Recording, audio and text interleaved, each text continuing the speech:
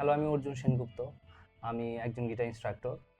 So আমার যে এপিসোডগুলো আমি করছি সেটা হলো from zero to guitar player. So যারা একদমই গিটার বাজাতে পারে না এবং গিটার কোন সময় ধরে পর্যন্ত নাই, তাদের জন্য আমি লেসনগুলো বানাচ্ছি।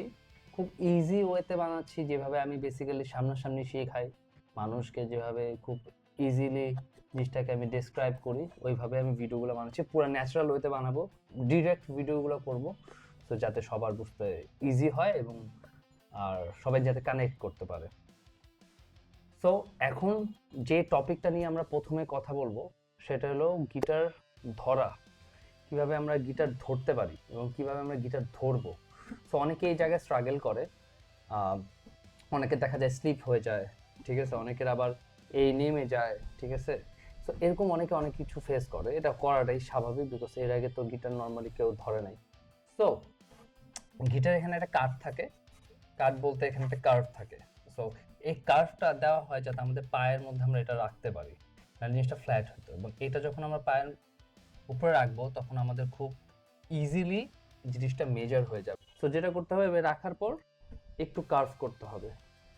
কার্ভ করলে হাতটা খুব কাছাকাছি চলে আসছে, ঠিক আছে। এরপর জাস্ট হালকা একটু সামনের দিকে আগাইতে হবে। কেন? কারণ অনেকে বাজাতে গেলে দেখা যায় যে এবার উপর হয়ে তাকায়, যে দেখা যায় কিনা বা প্রত্যেকটা ফ্রেড দেখা যাচ্ছে কিনা, এই প্রবলেমটার জন্য।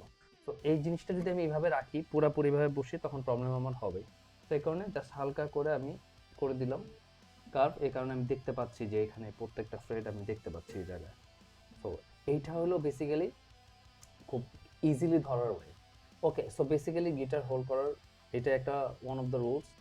তো আর প্রত্যেক মানুষের উপর ভ্যারি করে সে কতটুকু ইজিলি গ্র্যাব করতে পারছে, কতটুকু পারছে না, বাট এটা খুব ইজি ওয়ে যে কিভাবে গিটার হোল্ড করে। সো নেক্সট ক্লাসে আমি কভার করব কিভাবে গিটার বাজাইতে হয়, কিভাবে গিটারের পিক করতে হয়, কিভাবে পিক ধরতে হয়, কিভাবে ডাউন স্ট্রোক আপ স্ট্রোক করতে হয়, ইজি ওয়েতে আর কি গিটার ধরে জাস্ট স্টার্ট কিভাবে করে। ওকে, সো সাথে থাকেন, অবশ্যই ফলো দেন আমার পেজ। যদি ফলো দিতে ইচ্ছা না করে তাহলে তো কিছু করার নেই, তাও ভিডিওগুলো দেখেন, অ্যাটলিস্ট কাজে দিবে।